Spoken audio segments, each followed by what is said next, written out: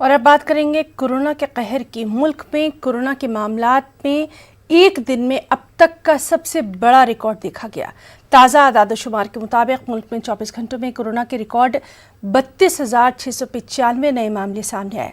साथ ही मुल्क में कोरोना मामलों की मजबूरी तादाद बढ़कर 9,68,876 हो गई। वहीं 24 घंटों में मुल्क में कोविड-19 से 606 अफराद की जानें जा चुकी हैं। इस तरह मुल्क में हलाकतों की तादाद बढ़कर 24,915 हो गई है।